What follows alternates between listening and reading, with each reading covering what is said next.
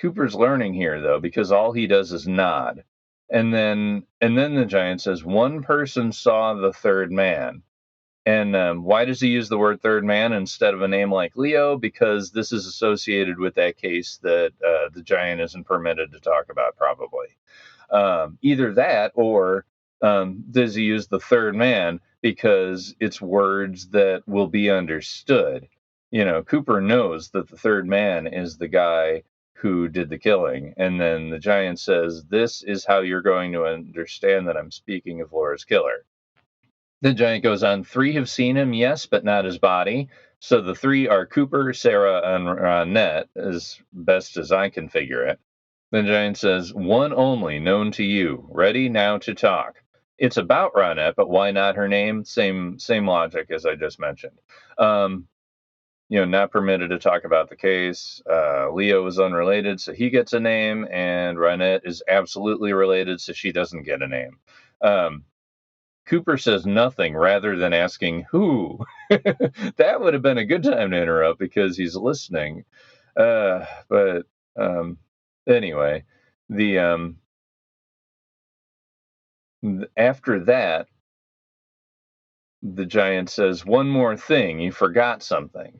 So what did Cooper forget? I mean, probably the Audrey note, but, if she's unrelated, she could be named too. That, the note from Audrey is under your bed, or, some various code about that, under the mattress which you speak is a note from Audrey, or, just some goofy thing like that could have made it a little bit clearer, just like the clue at Leo's house.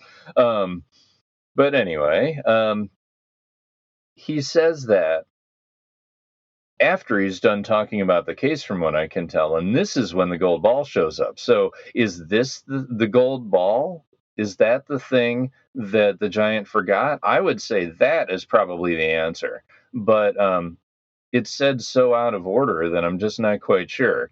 And, I'm pretty confident that was done by design. But yeah, anyway. So this gold ball, the giant holds up his left hand, and he's at the foot of Cooper's bed, and directly under that hand, a gold ball generates kind of from the bed line of Cooper, and it's in line with his shins, and this ball moves up away from the bed a little bit and heads straight forward into Cooper's throat. And his throat's even a little glowy as it's happening, and it ends up taking all of the spotlight with it, and the only light left is from the hallway door.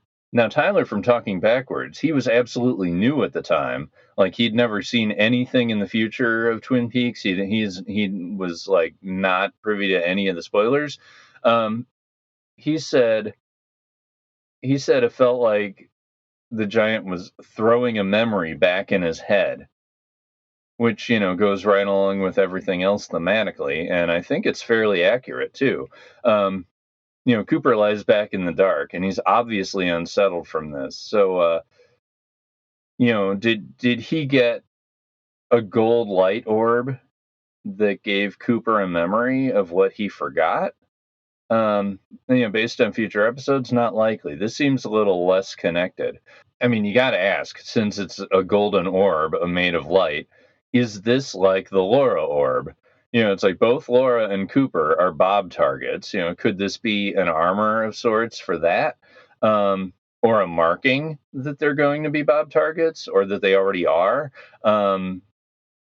Is this a message or programming? I know that when John Thorne spoke to Counter Esperanto, he would talk about the programming that the giant seems to do, and like he loads up, or the fireman version in part 14 loads up Andy with a bunch of information. He does seem to load Cooper up with information. So is this how they actually load people up with information? Was that gold ball going to Sarah Palmer? Was it waiting for Laura? It's like there's all these things with these gold balls. I mean, it could be preparations, like like when Cooper was brought into the firemen at the very beginning of season 3, where 430, it's like pay attention to all these things happening, and then you will be able to understand. Um, but this golden orb is also not like the Laura orb. I mean, first of all, we can't see it up close to see what's in it. Like what still image is in there for Cooper. Um, maybe it's the homecoming picture. Maybe it's the same exact the orb. You never know. He took it out from the Great Northern where it was planted decades ago, and then it made it into Cooper's throat. You know, who can say? There's a lot of good stuff though. I might have to actually explore that thing I just said. But yeah, I mean, maybe it's a thing where this is what Dale needs to be an active tulpa after he's like this is the thing that solidifies his ability to be an emanation that exists in Twin Peaks. Maybe this is the thing that causes Cooper to be able to split, or maybe it's a seed. It's either way, it seems like it's definitely some kind of fortification for the upcoming battle with Bob. Armor, protection, a tool, any of that kind of language. It definitely seems like a transfer of information.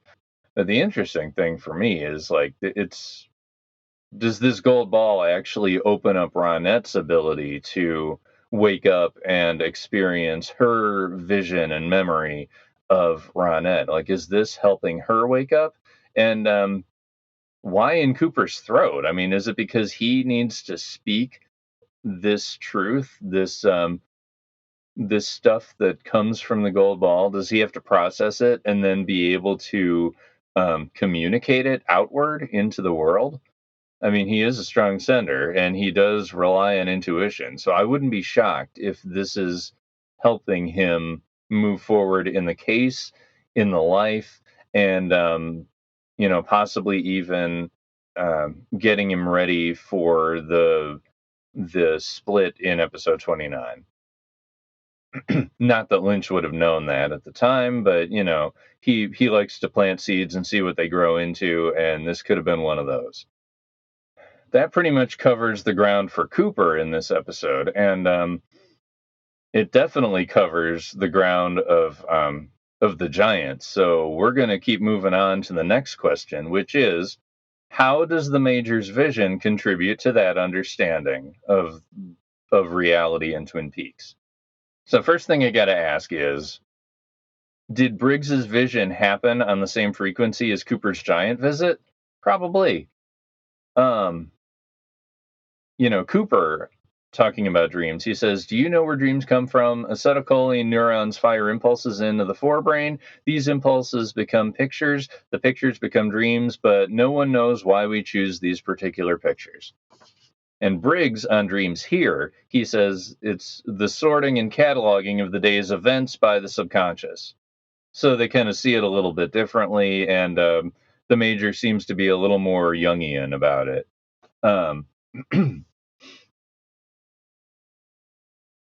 Yeah, in that same period where Briggs is talking about dreams, he says it was a vision, and he said it's the mind revealing itself to itself. Again, a very Jungian kind of way to put it. And as clear as a mountain stream, he knew that's what his vision was that he's going to describe to Bobby here. So he's already sitting in a booth at the Double R when Bobby walks in and orders something from the counter, and the Major greets him, says son, and he calls him son, which means he's connecting with him on the familial level, and would you care to join me? So Bobby snuffs out a cigarette, which is something that his dad's wanted him to do for all this time anyway. And, he's actually open to the dialogue. It's, I mean, he lays down in the booth like a typical teenager, who's disaffected, but, he's there and he's actually listening to his dad. And, the major talks to him. It's like, how was school? And Bobby actually asks him a question back. He reciprocates. He says, how was work? And what it gets to, what is it you exactly do? And the major can't talk about that. He says it's classified. But that's just what he's permitted to say. Let's say, using the Giants language. But then he offers Bobby pie, which Bobby passes on. But then we get the information about the vision that he had. It's a veranda of a vast state. There's light from within it, gleaming from within the gleaming radiant marble. So we have light emanating from this place, which kind of gives me a white lodgy sort of vibe to it, kind of like later on. Even though Frost says this is not, and um, the time when he gets abducted after being out with Cooper in the woods, that was apparently the very first time that he's gone into the White Lodge, per Mark Frost. So in this case, this is more like a dream, like how Dale entered um, the Red Room spot in the Lynch directed episode 3. Or oh, good lord, the Lynch directed episode 2, third overall episode. Oh boy, now I'm doing it. The major talks about how this place was the place where he was born. So it's almost like, it gives me a vibe of similar to the White Lodge, but it's almost like that pre-space place where we all come from. Probably the unified field, according to how Lynch would see it.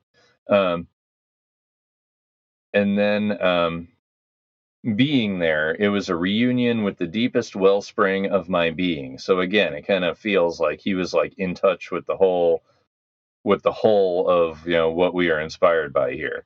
And his son comes up to the door there, and the major talks about how his son was happy and carefree, living a life of deep harmony and joy. And in this vision, they embrace where there is nothing withheld. That was exact language from the major. And in that moment, they are one. So the major woke with this tremendous feeling of optimism and confidence for Bobby's future. Now, where this scene takes place, for context, it's right after Norma sees Ed with Nadine at the hospital, and then there's a commercial break. But for Bobby's context, this actually takes place after Bobby saw Shelley at the hospital.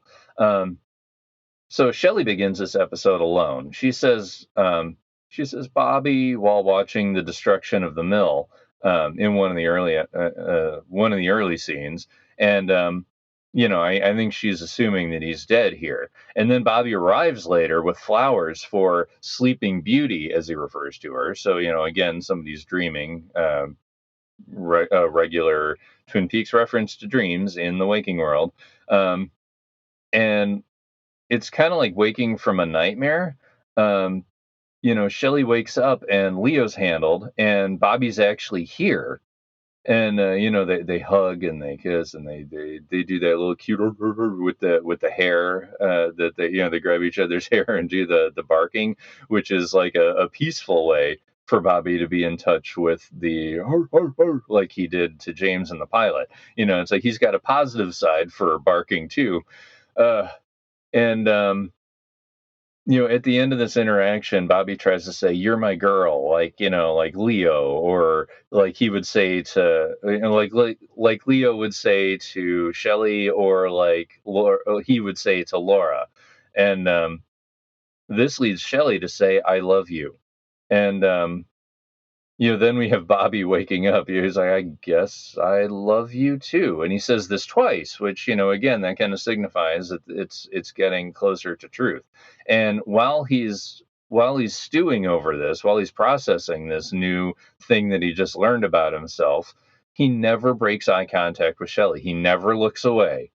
And this is like one of those love is the key kind of breakthrough moments. And this key unlocks something in Bobby because Laura trained him to bottle up everything and expect nothing back if he were to express himself. So he just doesn't express himself anymore. And this is just like at the funeral where Bobby is surprised by his unnoticed conviction, his belief that, like, we're all guilty here. It's like he didn't know he was going to say that. He didn't know he was going to say I love you too, or I guess I love you too. It's like he he is so out of touch with what's actually, like, strongly going on inside himself. And Shelley's understandably underwhelmed by how all this happened, but this is Bobby right here accepting that he can be loved and that he can love. Like, this is huge for him. There's like this frequency change and understanding change right here in the scene with Shelley, and it readied him for the dialogue with his father, where he puts out the cigarette and he comes over and he actually speaks to his father, which I don't think he could have done if he hadn't already had that experience with Shelley that blew his mind. Now, another thing that opened him up possibly is the Major's use of offering the pie. The huckleberry pie was particularly fresh today.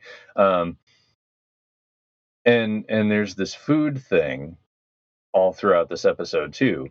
Bobby mentions that hospitals are a dangerous place, crawling with sick people, and that food can kill you. And the Jacoby's lack of improvement in the hospital bed. It's like, well, the nurse tells Doc Hayward, it's like, well, he took some food, and then Doc says, my God, could that be it? And Cooper. Uh, Cooper at the hospital, it's like, Doc, when the will is invoked, the recuperative powers of the physical body are simply extraordinary, which implies that the kind of healing he needs can't happen at the hospital. It's not the right kind of healing. And it's just like how it's not the right kind of food. That kind of all associates together. And the food that Bobby is offered at the Double R is the huckleberry pie, which is particularly fresh and delicious, according to the Major. So, we get Norma, talking how, in season 3, Walter tells her, that it's sourced with the best ingredients, regardless of cost. It's like you have to worry about cost. You can't just make it with love, but this is made with love. And you've got that one random guy, hot damn, this pie is good. It kind of almost felt like jumping the shark moment. Um, it kind of killed the suspension of disbelief for me for a minute, even when I was a 12-year-old watching this. But it felt kind of like a celebration for the audience. Like, it's like, yeah, this is Twin Peaks, we're back. And it also ends up balancing out all the hospital food jokes. It's like you've got somebody hanging a hat on how good and how love fueled Norma's pies are, and then you've got all these people like Pete going when he smells the hospital food. It's like there's so many jokes about how bad the hospital food is and how good Norma's pies are. So it's like you've got the thing that can help you and the thing that can't. And it's like there's this polarity with food as well. And you've got the Major on the positive frequency of that.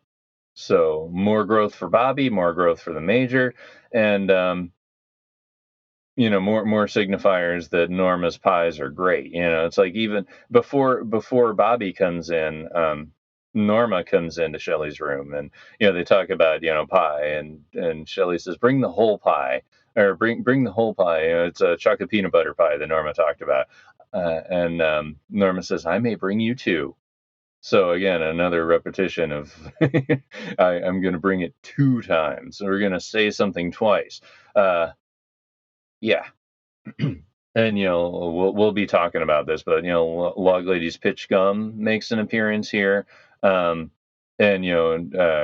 she, in the Log Lady preview, or the Log Lady intro, already talked about how her gum is like this balance stuff, so it adds another spiritual level to the diner. And then Meals on Wheels shows up with the intent that food can help people. And then there's the warm milk that Cooper never drinks. Food is all over this episode, invoking certain things. And the donuts and coffee spread when they're laying out the whole case. Um, it's superimposed over the donuts like we live inside a dream.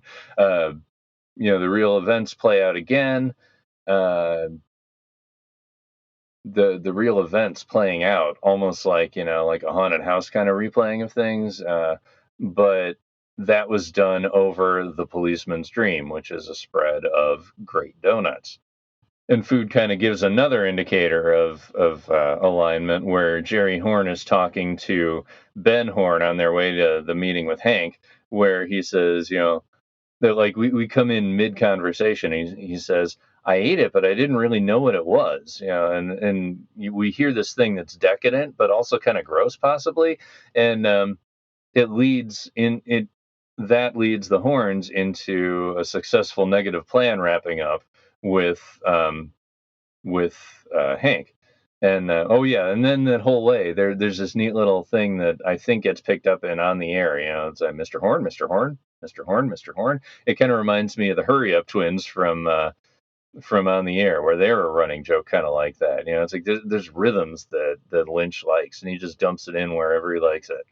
And then the only other time we get food in this episode, which we will definitely be talking about next, is at the Hayward Supper Club, with where the conversation around the dinner table is lively, and also there's music in the air. Hey kids, it's Don Shanahan from the Cinephile Hissy Fit, one of the podcasts on the Ruminations Radio Network. If you've been enjoying this show, come listen to Will Johnson and I fight it out over cinema's best and worst on Cinephile Hissy Fit. Find us and all the great shows over on ruminationsradionetwork.com.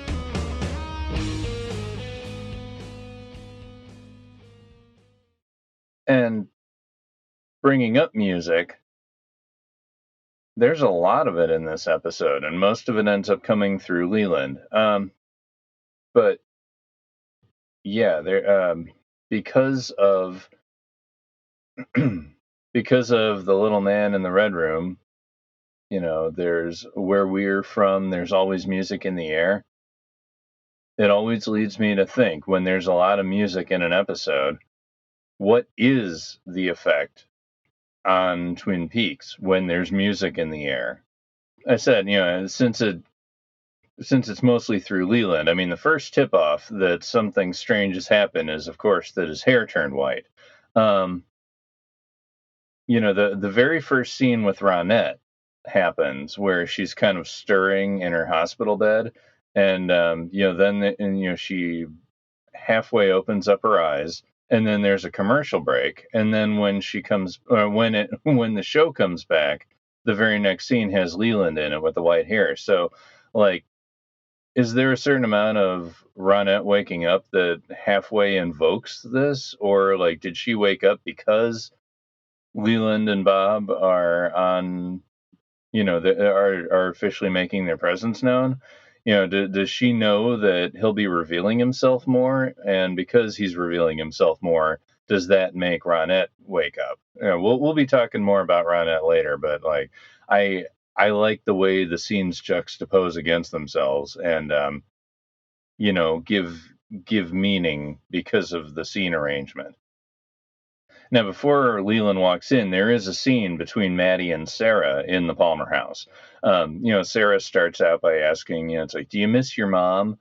So she's kind of being real here, except that Maddy sidesteps through this because Maddy is too preoccupied um, to remember her dream. Like, she hasn't actually remembered it fully, but it's like she's trying to right then, and she can't do the small talk stuff with Sarah. Um, and Manny does talk to her about a dream. It's like, I had a dream about this spot, and she's looking down at the rug, and it reminds me of. I mean, it kind of rhymes with Inland Empire, where Grace Zabriskie is in that scene talking across from Laura Dern, who's the actress, who's just about ready to accept a role, and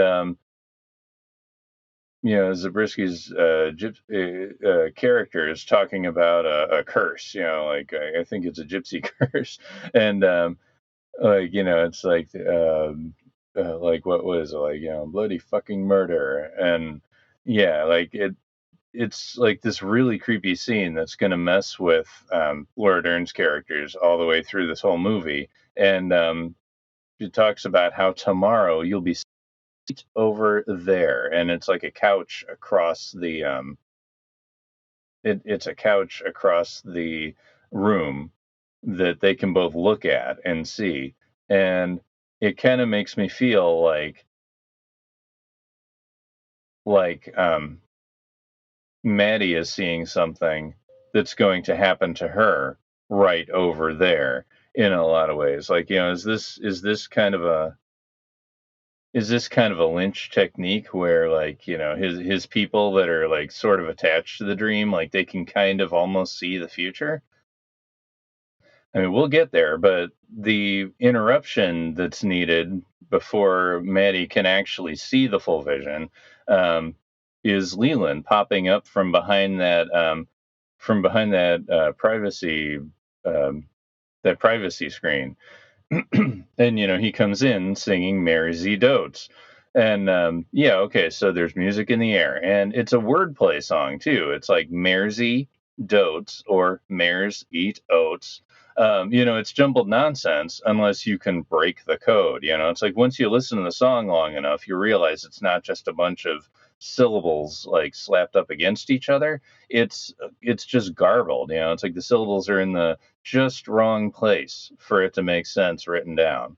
And it's like the backwards speaking getting turned forward, so like you can still understand it, but like there's this little bit of a hiccup trying to get it. So like it's really fun that there's this old school, like, what, 30s 40s song um that kind of has a similar technique to the Red Room as far as like giving you something extra to think about. Honestly, the song also has stuff about animals in it, mirrors, little lambs, it's like all this stuff. And like we'll hear it all over the place about, like the people that are into the drug scene, they're always using nicknames like the zebra, the penguin. Yeah.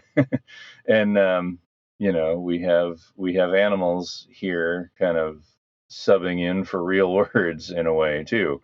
Now, I think there was a space constraint in here because, like, did Leland actually materialize behind that screen, or was he waiting there the whole time? I'm just brushing this off as a continuity error because, that was the best place for Leland to pop out, even if it didn't like structurally make sense.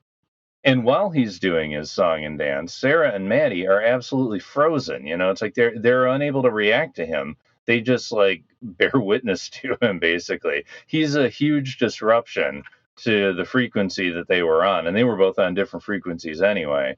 But yeah, he sings, he dances. Um, Honestly, the white hair kind of reminds me of Billy from Ally McBeal, where he's the love interest of the lead character, and suddenly one day he goes like bleached white, or like the platinum blonde hair dye thing, and he goes like massively chauvinistic, and he it's like he's like the new Billy, and he uh, he basically dies before the season's over. Like this was his way of like showing that like there's madness going on in his head because there's this.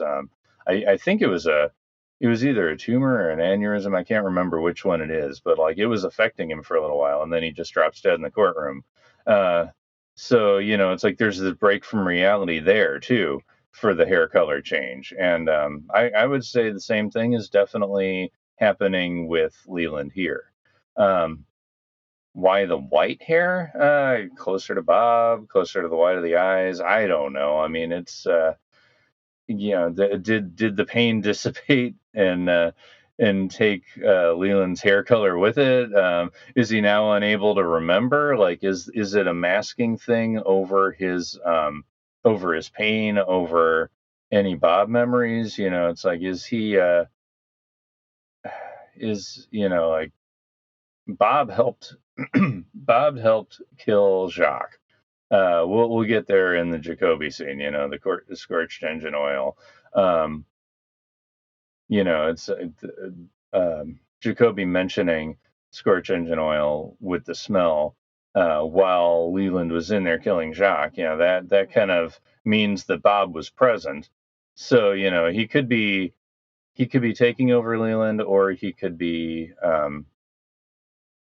just hiding everything from Leland, including himself. Then a quick interesting thought about the smell. Lynch in Twin Peaks behind the scenes, uh, he's made a mention of the art comes first. In the art life, you don't get married and you don't have families and you don't have studios and models, and you drink a lot of coffee and you smoke cigarettes and you work mostly at night. Your place smells like oil paint, the smell of Bob, and you think beneath the surface of things, and you live a fantastic life of ideas and creative stuff. So the smell of oil paint isn't actually good for anybody, but it works as this byproduct that happens when you're kind of in the throes of being creative and like living with that kind of a brain pattern. So like I kind of feel like the byproduct of the scorch engine oil is living under the effect of Bob, who is kind of keeping you in a very particular kind of flow state. So that'll be something to keep in mind as we keep going in this show. As far as the effect of Leland's disruption to others, um, he distracts Maddy from seeing her vision, but in another way, he could be opening her up to that vision because his crazy antics draw Sarah away. Like when he goes away, then Sarah follows after him, probably trying to figure out, about the singing and the dancing and about the hair. Yeah.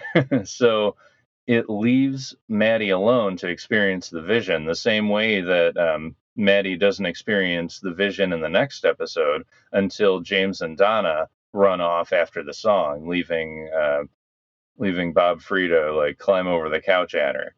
And I'll be talking more about Maddy later, but as far as this goes, I'm following Leland now because we're talking about the music in the air.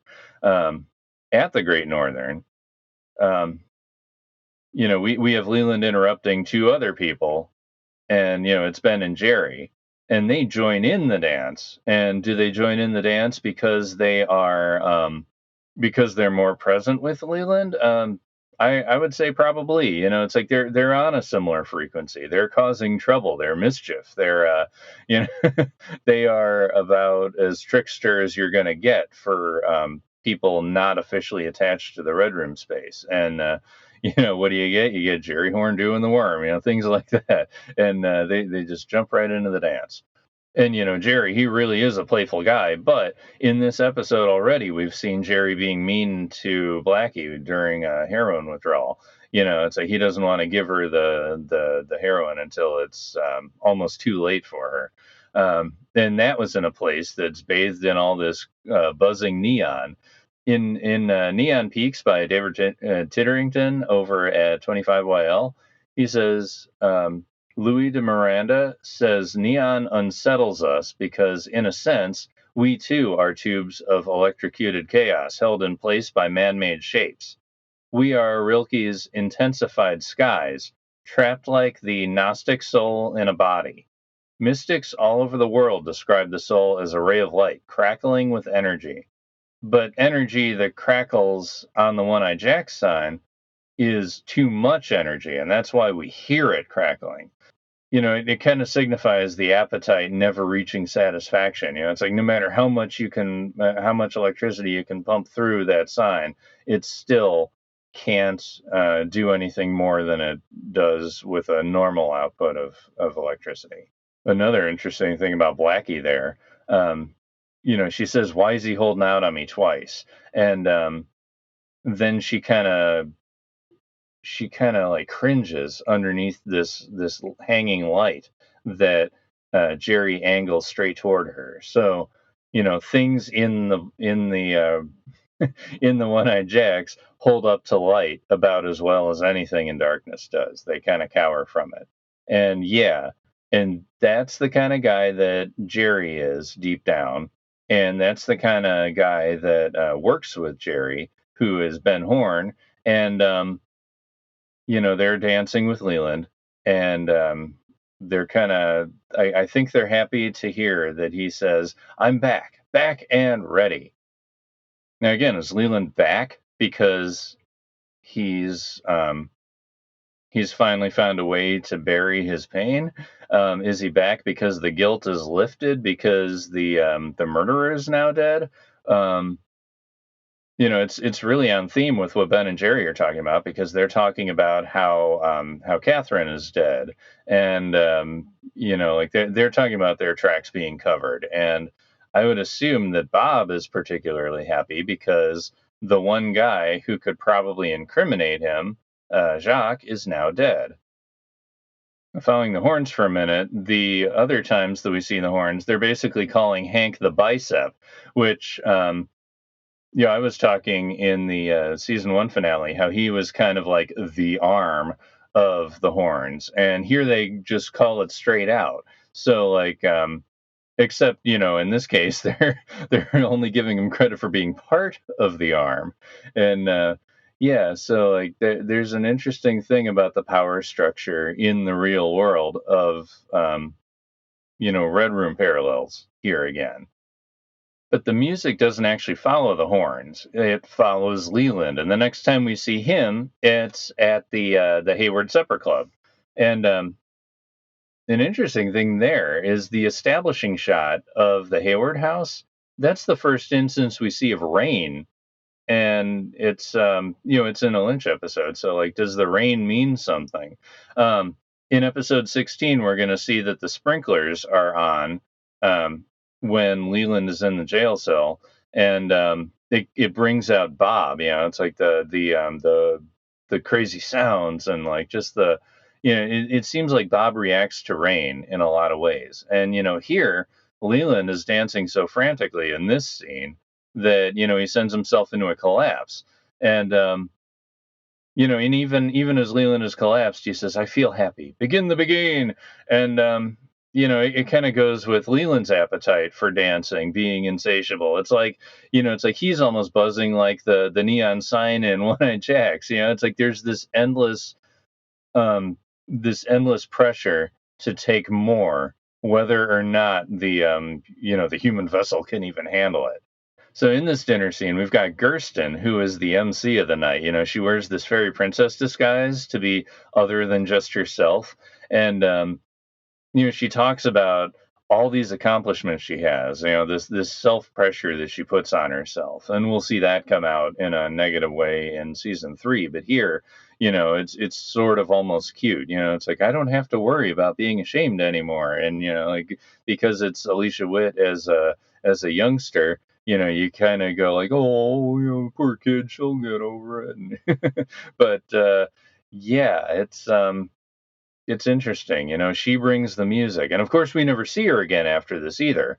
Um, there was that one scene last season where Donna and her parents are in the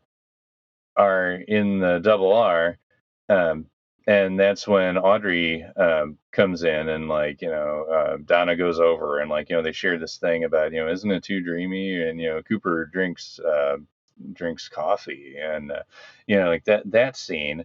There's no other sisters there. I mean, there's plausible deniability that maybe they had other things going on for church and everything, but in this case, it seems like Gersten's only there to be the musician to underscore the scene because this scene needs music. And the scene also has Harriet reading her Laura poem over that music. And, I'll go into that later. And then there's Mendelssohn being played over the dinner conversation. And at this point, this is the only mention of jobs lost from the fire. Um, it's sidestepped it's sidestepped into how Ben's development plans might be effective. So, it's like the little people are just kind of collateral damage here, which is an interesting thing for Twin Peaks to be doing. Anyway, we've got Doc Hayward after talking about, or after being stonewalled. It's like, well, client privacy. We can't really talk about that. And then Doc Hayward brings, it's like, what the hell happened to your hair? And Leland talks about how he must have turned a corner. And Sarah, during this whole monologue by Leland, saying what I think he just needs to hear himself say, Sarah is not buying it. And then we get Leland talking about, there's happiness, and is it because that's all that's left, or that the rest is being masked over? And then he's like, it's like, I feel so happy, we need a song. And then he brings up Get Happy, and Get Happy's lyrics, it's like, forget your troubles. Um, all that ends up doing is get you collapsing into yourself. It's like, if you bury your stuff, it's gonna get you. There's no forgetting for long. And then this song has Hallelujah, and that makes me think of the waiter in the Red Room scene in episode 29. So like, I think this is probably sort of a callback to that same energy. And the song's got a note about Judgment Day. It's basically a song about show no fear, be firm in how you live and your choices.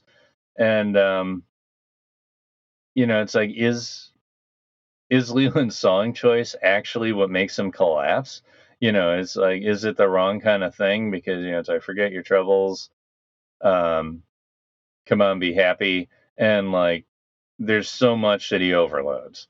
Now we do see music again one more time when Gersten's playing the music in the final credits. Um, is it trying to comfort us after Ronette's nightmare, or does it give us a place to go to look away from that traumatizing event? It's like, music can be a place to go when you need to look away. It's kind of a comfort, but it's also the thing where the Red Room lives alongside it. Now, leaving music behind for this episode, it's worth asking, how does the normal people in the town of Twin Peaks respond to the fire? Now, we're never going to get a real solid look at the working class in Twin Peaks, really, at all. But we get the mention that jobs are lost here, and it's like, there's a lot of like real world effect of that fire, and we get a little bit of that through some of the characters in Twin Peaks. And while we're getting a little bit of that, we are also kind of seeing how the metaphorical fire of all the lodge spaciness is also kind of affecting the people of Twin Peaks. And those are the people that this show tends to focus on, is the people that are getting it from both ways, from the real world and from this supernatural sort of place too. So Lucy recaps most of what we need to remember. Leo is shot, Jacques is strangled, Shelley and Pete got smoke inhalation, Catherine and Josie are missing, Nadine is in a coma. Doc Hayward makes a mention that it's the craziest night since the Elks Club fire of '59, and that is something that we'll get repeatedly in Twin Peaks media. There's this repetition of fires burning down businesses. The Grange and Thor's Trading Post from the Access Guide, and there's at least one big one where there's like a fire, and like where the logs are going down. I can't even remember that whole thing, but it's in Secret History of Twin Peaks, and about a lot of woodsmen who die in the fire. Oh yeah, and then the log lady's husband also dies in a fire. There's a lot of real fire coming out. Yeah, it's like, is it the effect of the supernatural manifesting as fire, or is it just a thing that happens around the town? Either way, it's prone to it here. Okay, so we've already talked about Andy, and I'm counting him as kind of a regular sort of guy here, because he is in the original seasons. Yet he's kind of in touch with, knowing the Cooper's in trouble. He finds Leo shot in the living room. He he looks into Leo's alibi for the Banks murder, and he discovers clues, the Circle Brand boots, the cocaine. Um, we see Shelley, um, she sees the burned remains in the mill, and when she sees this kind of destruction, she almost loses hope, and she doesn't get it back until Norma talks to her about Pi and just their connection, and then Bobby comes in, and she can admit love. We've talked about them already, and Lucy. She speaks to Philip Gerard in this episode, and Gerard is a lot different than he was in that one season one scene where he was talking about his mom tattoo. He's not smiley. I mean, he is smiley, but he's like in that creepy way, and he's got that undertone, kind of, the droney music underneath him when he shows up, and that almost seems like an after effect of everything too, and. That conversation with Lucy is actually the same rhythm as the insurance salesman conversation in season 3, where he's looking for Sheriff Truman for like insurance purposes, and instead of like which Sheriff Truman, one is gone and one is fishing, and like it's like in this case Lucy only has the one option, so she says Sheriff Truman is here, but he's busy at the moment, and yeah, so like he's still in two places. It's like he's present, but he's unavailable. So like he's kind of an absence and a presence. Yeah. What does that sound like thematically? But yeah, Gerard talks about it's like at my convenience. The sheriff told him to come by at his convenience, and convenience store. There's all these words that are so close and they rhyme, and like you could look the other way on them and consider a coincidence, or maybe it is less of a coincidence and more of a resonance. One of the other normal townsfolk, we got Pete.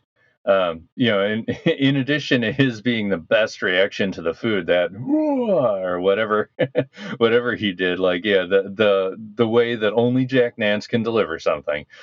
He gets a ride home from Harry, and at the Blue Pine Lodge, Harry asks, it's like, where the hell is Josie?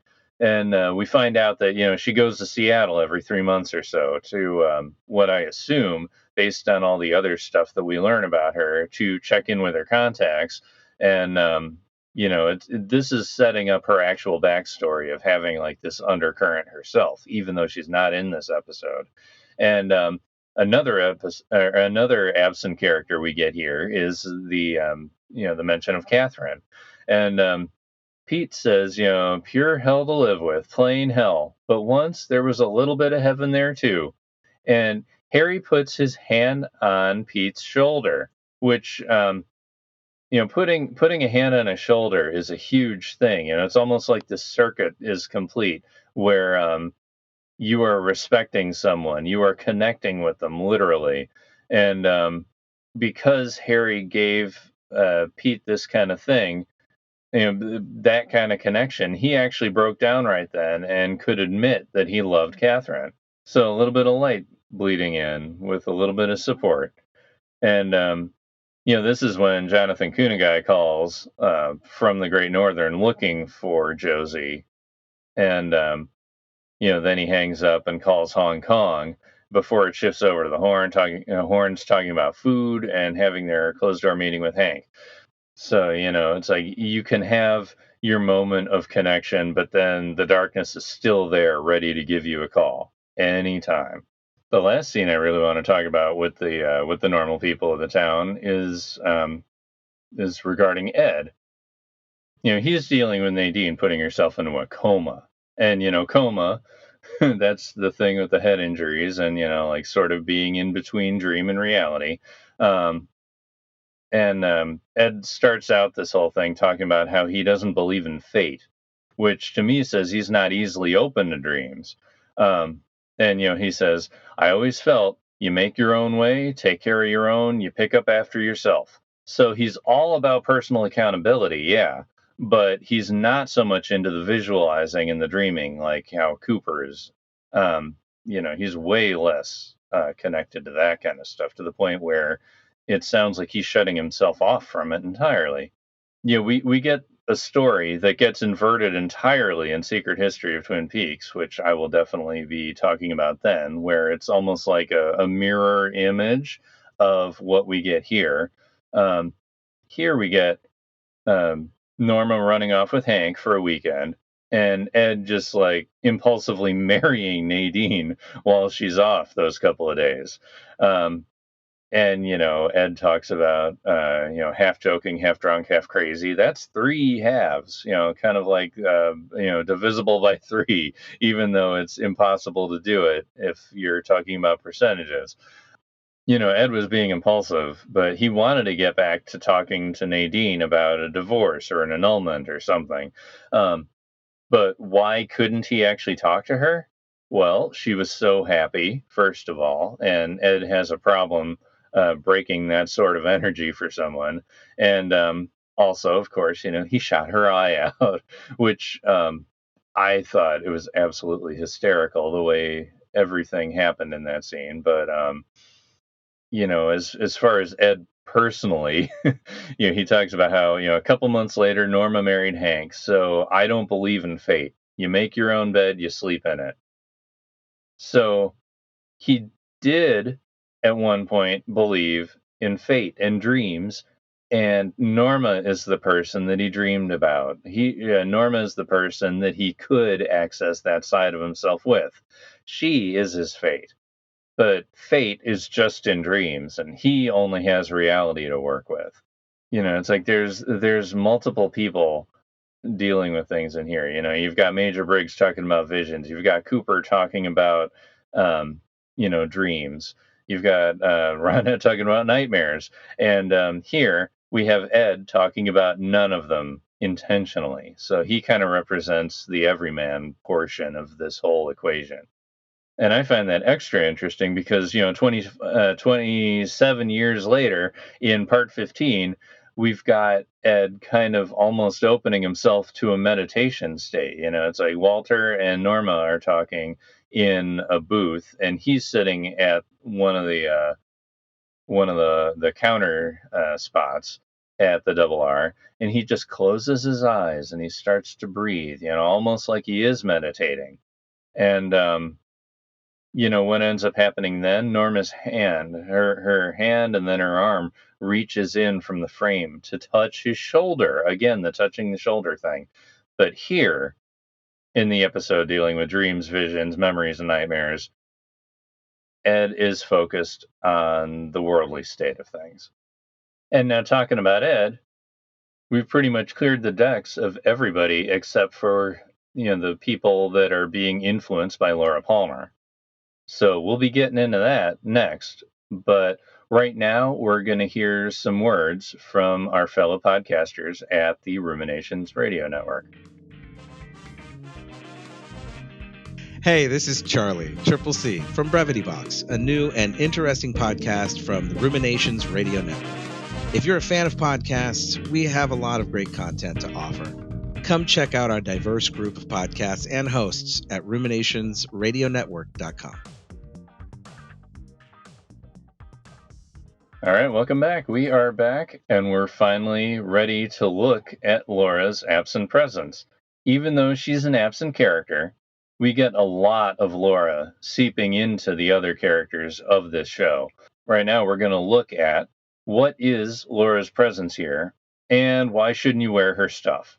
So the first character who's kind of reflecting parts of Laura is Audrey.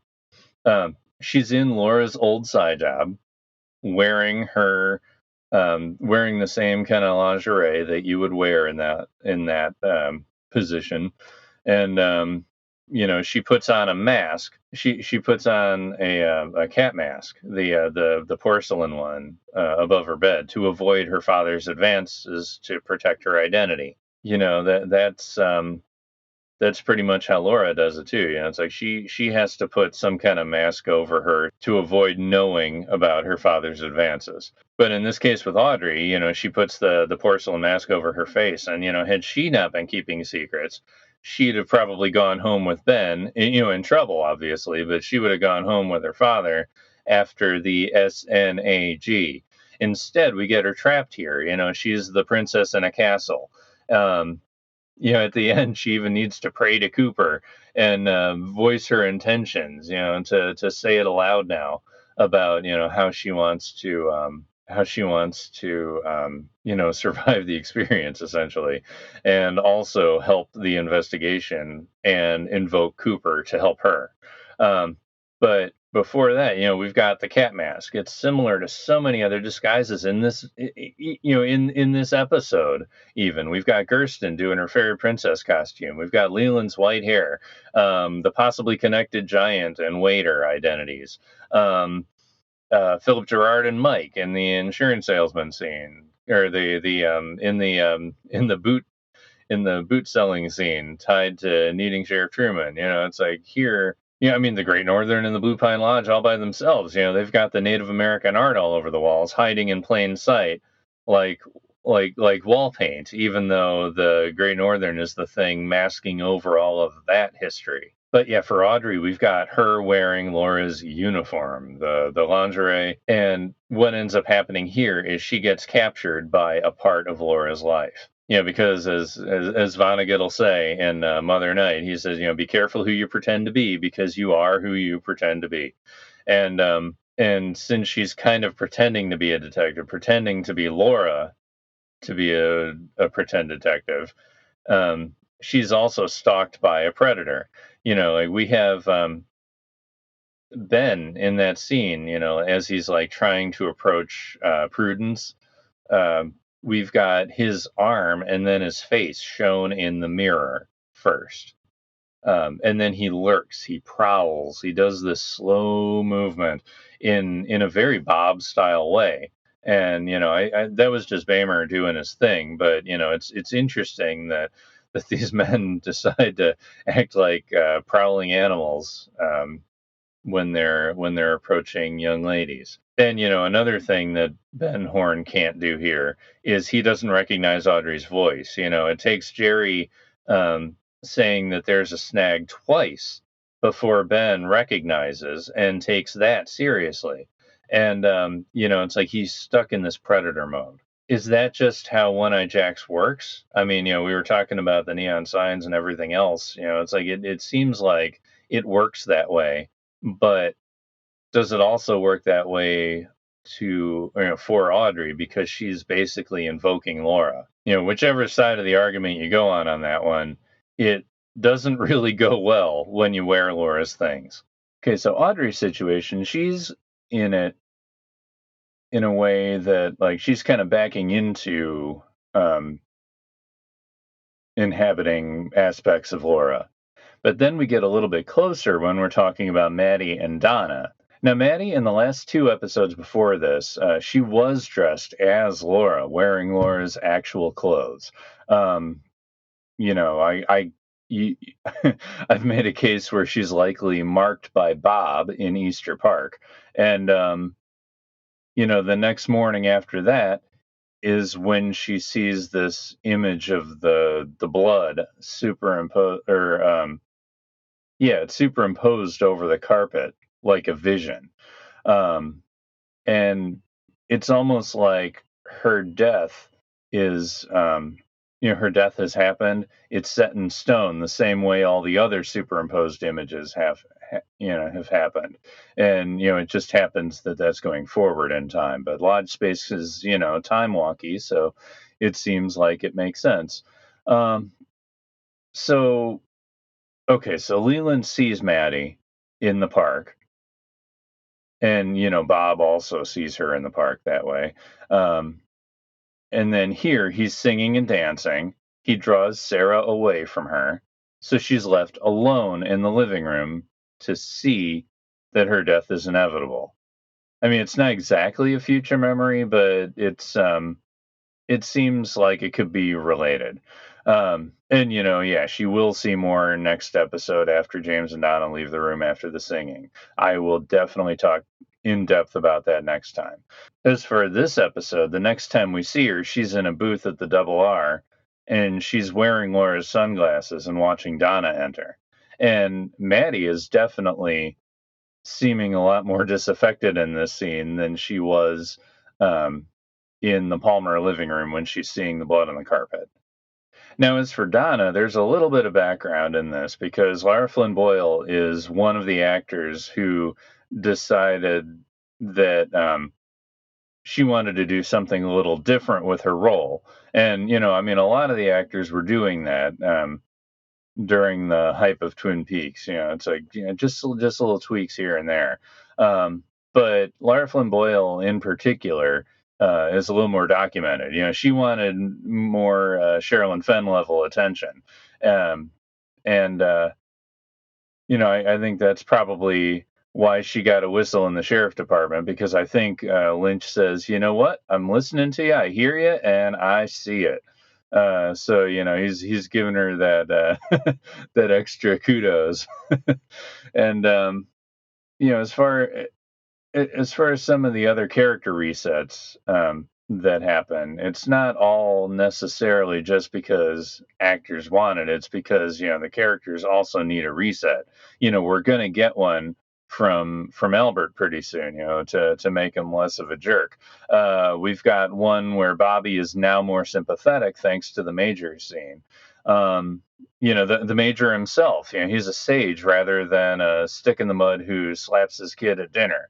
But what we get in this episode in terms of Donna is, Laura is being invoked by accidental imitation, and also possibly because of the sunglasses. Okay, so at the Double R, Maddy has been looking through these sunglasses for a while now, and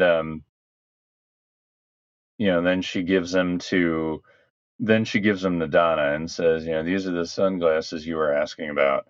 And Donna takes the sunglasses from Maddy, immediately puts them on, and she also spends the time to look through them a bit. She immediately begins to smoke, and Maddy breaks her glasses. And, Donna's facial reaction, she's like, well, that's crazy. But, she's kind of enjoying it too. We got both of these women acting with that disaffected Laura mode. Maddy's in red, and she's already wearing it. She's Lodge adjacent, marked for death, all that kind of stuff. And she's got this influence of the Lodge space, which is typically coded in red. And then we've got Donna in blue, and that's kind of coded for the worldly side of things. It's like they sit exactly parallel with each other, so they're almost like framing the table the way they're sitting, and they've got that red and blue balance that happens a lot with Twin Peaks. And both of them are literally seeing the world differently now, and it's after literally looking through a frame that Laura saw the world through, and now they're kind of living in that like it's almost a truth. In a way, it's kind of a frequency change, it's a perception change, it's an understanding change. It's like how I already talked about with Bobby being able to see love. Now the ladies are able to see Laura's viewpoint, so they kind of become that viewpoint, however slightly or largely they go. Then they talk about Jacoby being attacked because of them. Maddy's definitely upset about it. She's like, "Oh, we caused this." And then Donna, she gets really, really noir here, where it's like, maybe the sun won't come up tomorrow if you wash your hair, and that's like the light won't come back. And then Donna comes up with this, keep secrets kind of approach. She says, the only way this won't come back to haunt us is if we keep quiet about what happened last night. I can assure you James is doing the same thing. Yet, this is the exact logic that will keep them stuck in this. It's like you can't get out of something if you're keeping it in. And, this is kind of Laura's mentality too. It's like, if I just keep pushing forward, if I just keep holding on to it and like not telling people, I won't bring Bob into their lives, but she's keeping Bob in her life in a lot of ways. And so like this is kind of what Donna's doing too. It's not less help that Donna needs from people. She needs more help to get to an answer. About James doing the exact same thing. It's like he's not. In this episode, he he goes over to Harry and tells Harry about Laura talking about Bob. Do you want to play with fire? So like he's actually reaching out for help and he's actually getting somewhere. But after the ladies talk about Jacoby, they start talking. Maddy mentions how Leland's hair turned white, so they're bringing that to the surface too, where both of them know about it. And right when that happens, Norma comes up and immediately gives Donna a note about Meals on Wheels. So Bob is invoked in a way, and then something slightly supernatural shows up right after it. And then we get the log lady appearing here with the pitch gum on the walls and everything. Dave from Talking Backwards, he was one of many people who would say, it's like, did she drop the note? Did is the log lady there because she wrote the note? I mean, it's probably more of a fortuitous confluence. It's like Harold probably sent the note. Was it because Donna would be able to help him? I don't know. She's barely there at the end of the diary. Um, it's an odd strategy for Harold to request Donna to help. You'd think you'd address it to James if you wanted to help, to do genuine help. But I think Harold wanted sympathy from a like-minded role in Laura's life. It's like I think Harold and Donna are kind of similarly damaged, and they're in a similar zone as far as how Laura thought of them. So I think he was calling in someone who is more like him than not. But if it wasn't the log lady who delivered the note, why is she there? It's probably to represent the cosmic importance of things. It's like maybe she doesn't know why she's there. It's like how she just knew in Laura's diary to be at the 1400 River Road gas station so that she could have that one conversation with Laura. Maybe she just needed to be there to kind of be an observer of this note appearing so that it actually happened and that it would, be part of what sets into motion events that will take Bob down out of his seat of, abusing power. Now, talking about James a little bit more in depth, after he plays the tape to Truman, he says, "Well, I remember this one night when we first started seeing each other. She was still doing drugs then. Well, we were in the woods and she started saying this scary poem over and over about fire. And then she said, 'Would you like to play with fire, little boy? Would you like to play with Bob? Would you like to play with Bob?'" So again, we've got saying Bob twice. Bob is important. Was it Laura or Bob sneaking through at that point? Because I still see her, saying "Fire, walk with me," and like being all like black and white face makeup to Harold that one time. It's like, was this one of those moments when she was doing that to James, but he just didn't know it because he's so pure? Uh, anyway, James says, "I don't know what she meant by that. Laura said a lot of nutty stuff. Half the time it just went right by you." And, again, I think James is more on a positive frequency, so maybe it literally does. And then he says, "This stuck, though. It really stinks that he wasn't able to convey this when Cooper was in the room." But then we get Cooper coming into the room and, getting the half-heart necklace from James at this point. And then James is put back into a cell. And this is when Donna comes into the police station or the sheriff's station.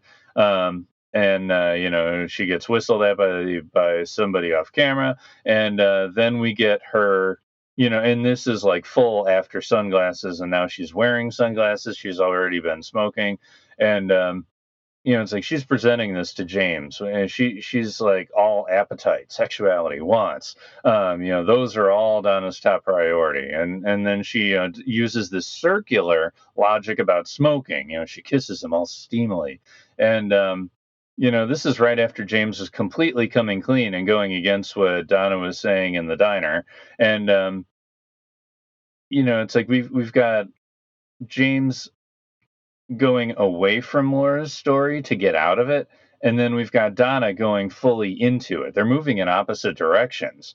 And I think that James actually recognizes this in Donna. And, he wants to, he knows how Laura was, and he wanted her to get out of that mode. So like now he's like restraining himself against Donna in a similar kind of way, because I think instinctively he recognizes what's happening. Anyway, Donna goes and basically, she leaves by saying, "Or is it just not okay for me to want you? Get out soon, James." So, she's kind of like doing that kind of guilt thing, and then she goes down on his knuckle. And next time we see her, it's at the Hayward Supper Club scene. There's not much for Donna besides, officially taking on the Meals on Wheels route, which she does there, but like just because Donna's representing just like Maddy is in this scene, and this is kind of like Laura's presence has been kind of infiltrating the episode slowly but surely. It's like sort of um, by correlation with Audrey, a lot more actively with Donna and Maddy, and then here she's invoked by name with Harriet Hayward's poem "It Was Laura." And the poem goes like this one. It was Laura, and I saw her glowing. In the dark woods, I saw her smiling. We were crying, and I saw her laughing. In our sadness, I saw her dancing. It was Laura living in my dreams. It was Laura. The glow was life. Her smile was to say it was all right to cry. The woods was our sadness. The dance was her calling. It was Laura, and she came to kiss me goodbye. So we've got a lot of glowing words in here. It's like there's light. Light is present in this poem. The light is life energy, essentially, as far as I can tell. Smiling in the dark woods. We've got connecting to the woods, where all the darkness and the presence is. But sadness is there. Yet we've got smiling in the dark woods. Then we're crying about her death, but she's laughing. And which kind of makes me feel like the end of Fire Walk with Me, where she just died, but then she's laughing next to Cooper in the Red Room.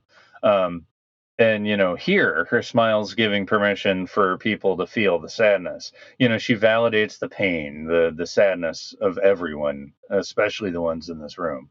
And then her poem equates our sadness with her dancing. It's like now she's in the Red Room with music. Dance was her calling to death, calling to the Red Room. The associations there. The kiss me goodbye. This is what she did when she kissed Cooper in the dream, maybe. That's the only time we've ever actively seen her kiss anybody. Then we've got Laura living in my dreams. So does that mean behind the scenes that Harriet also has the dreams? Is Harriet the dreamer in this case? Is she gifted but not damned? She does become a pediatrician per the final dossier. Not that that has anything to do with it, but she doesn't appear anymore after this, so we can't really tell. But that to me, like especially in season 3, if you're not in the story, that means you're not really fighting light and darkness together. You've kind of made a decision. So who knows? Maybe Harriet had a Red Room dream, and then now she's not really needed because she made her peace with it.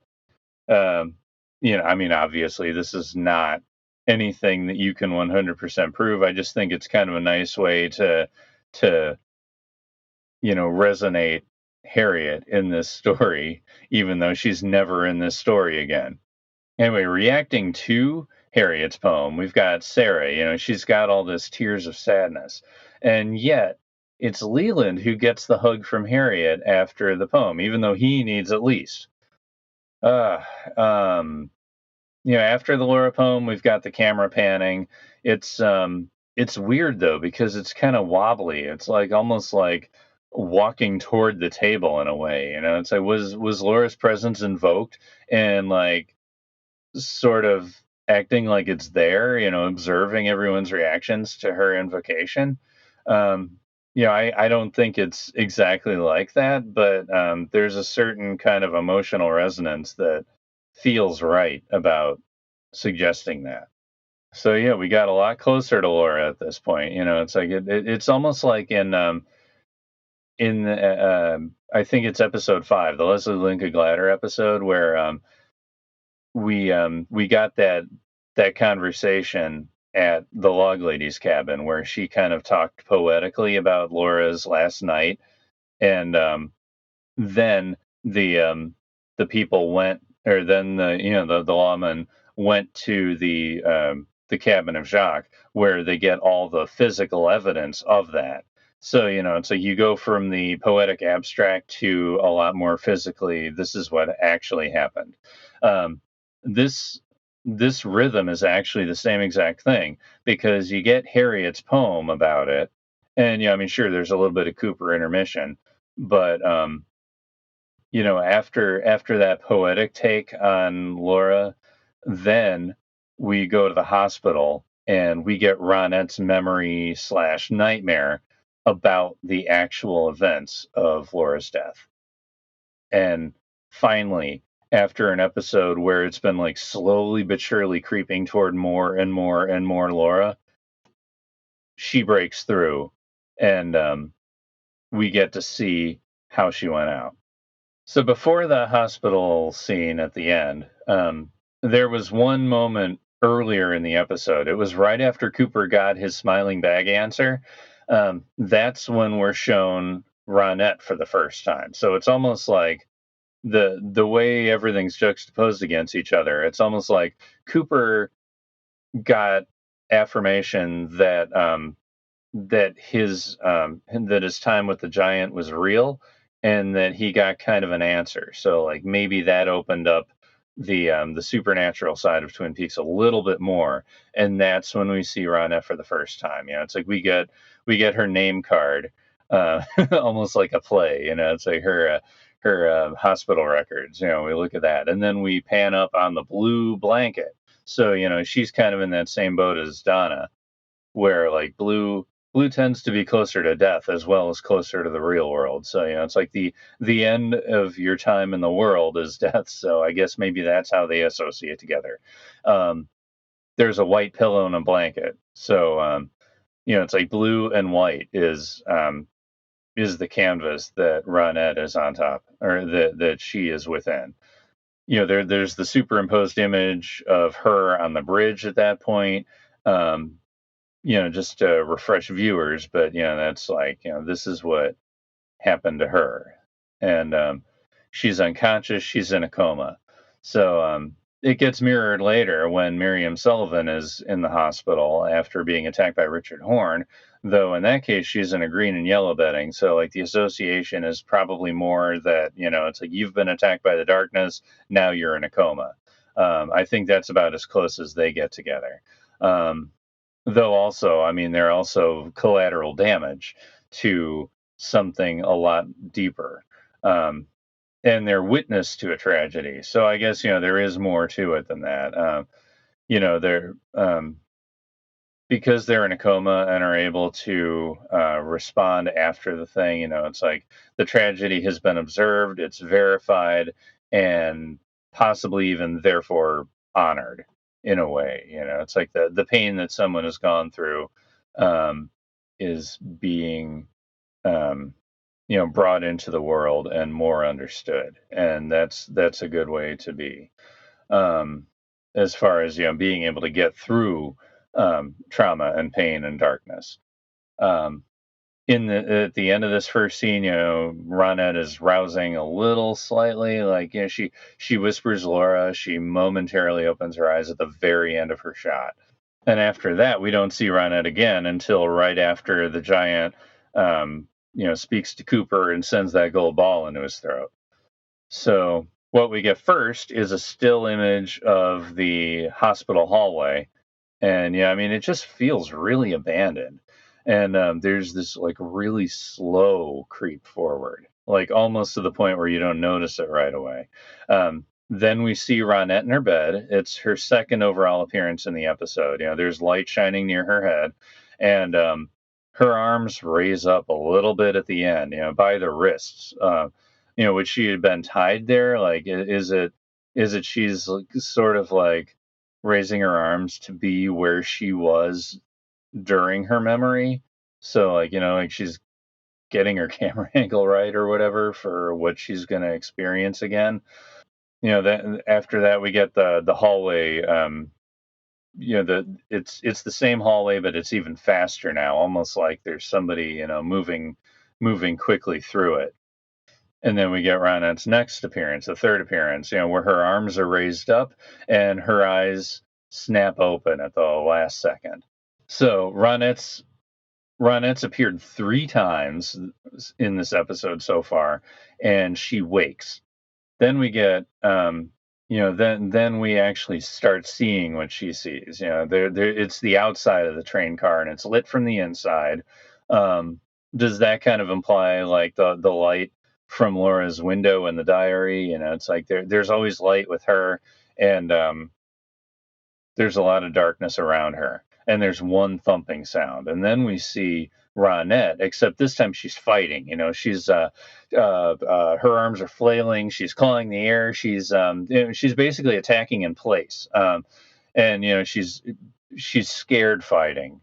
And what is she fighting? She's fighting her memory here. Like, she's actually physically in her bed, but I think she's actually attacking what she sees in her dream. She's fighting Bob. She's defending Laura. She's fighting in the train car, except she's like temporally and geographically removed from it now. But it's like the trauma cycle's repeating. The traumatic moment repeats too. We get a shot inside the train car now, and it's a far off shot. From a distance, we can actually see Bob right next to Laura in the center of the train car, and Bob is yelling in our direction. Really odd thing I'd never seen before this watch. There's a flash of gold light from the right, and it's possibly outside the train car, and it really rhymes with that gold ball that Cooper just got. So is that gold ball a way to voice this? Is it filtering through Cooper, and like now suddenly, it's like a dreamer situation. It's like because Cooper has it in his throat, it can be voiced within the show. It not unheard of. But yeah, so that gold ball rhymes with what happened with Cooper, and the location where that gold ball kind of goes on the wall of the train car, that's almost like on the other side of that would be where Mike and Mike/Philip Gerard would be in Fire Walk with Me. So like it's almost like bringing a presence that can save this from happening, even though Gerard never actually walked in. He never crossed that threshold there. Anyway, we're back in the hospital hallway, and we've got Bob. He's running down the camera at this point in the hospital, it seems like. He's smiling, he's yelling, and then he bites down, and we can see his teeth biting down, like, right on the camera. So, in a way, just like Ronette's geographically and temporally, like, disconnected, we've got Bob attacking her, not in the train car memory, but in the hospital. So it kind of makes me wonder, like, is this when she's actually being attacked by Bob/Leland, and that's when she'll get the nail or the letter under her nail? Because that does happen when she's in the hospital. I'm gonna keep an eye on this, but like, it could be a masking memory that like she's remembering this attack of Laura when physically she's actually being attacked. Kind of like maybe Bob doesn't come in through the window and firewalk with me. Maybe Leland was already there, but this is the only way that Laura can understand it happening is by Bob actually accessing through the window. Could be like that. So we've got Ronette screaming Laura twice. Again, a repeating thing that's very important. The train car, we've got Laura now in a close-up profile, and this is the first of her gigantic screams. And she's got the bloody teeth, she's got the angry eyes, and she's basically in pain, but she seems defiant, almost like like she's like daring this to happen almost. It's like she doesn't exactly appear scared, she appears like vicious and primal almost. Like she doesn't come off as scared and wounded, she comes off as like being attacked, but she's also in a way attacking, even though she's like looking away from her attacker. And I gotta say, this aired on television in 1990, and I was 12 at the time, and I don't consciously remember Laura doing this at the time. It's like the only thing I could focus on was Bob. It's like I couldn't even process Laura doing this screaming and like looking this angry. And it's like I couldn't do it then. I couldn't in 95 or whatever year it was when I saw it on Bravo. Yeah, it took me until I was 22 rewatching the series before I could finally get the gumption to watch Fire Walk with Me on DVD when that came out. And that's when I saw this screaming Laura. It's like I had never consciously seen it up until I was 22. It was like 2001 or whatever it was, 2001, 2002. And it was shocking to me how I didn't notice that at all. Like it was there the whole time, but I could only process so much. And it's like what I was just saying about, maybe this is how the girls are processing their attacks by Bob or by Leland is by doing this masking memory thing. And yeah, it's not at the same level, but it's the same kind of concept. What I will say about this though, now that I can actually see Laura's response to Bob's attack, it's this whole new level of just really problematic. I mean, it feels more like a ritual rather than, this is a girl who's being attacked by a monster. It almost feels like she's part of it. It's like she's a party to her own assault. It's like you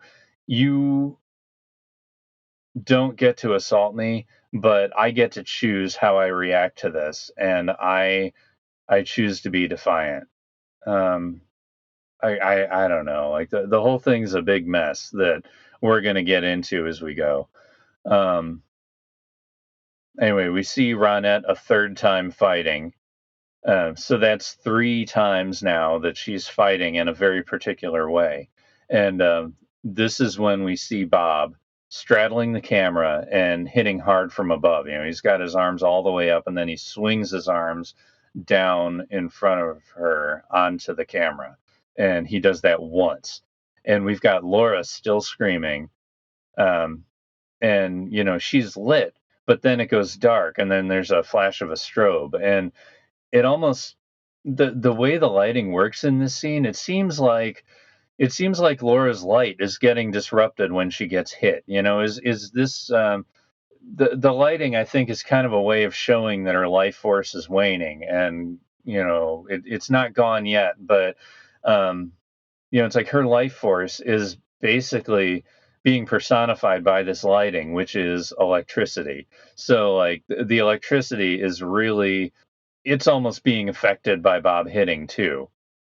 Uh, now we see Ronette again, except she's closer this time, and there's this second wave of fighting. The first 3 times we see Ronette, she's waking up. The second 3 times we see her, she's fighting, and then this third wave of 3 Ronette, the next 3 of 9 of well, I mean, we see 10 Ronette shots total, but um, 7 through 9, the last wave of 3, she's fighting, but it's even closer and it's more intense.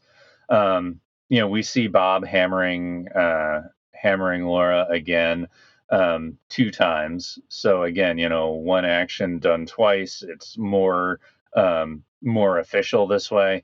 Um, then we see a third Bob hit, and that third hit that we see from Bob is that's when Laura's screaming subsides. So like another wave of 3 that we see from Bob.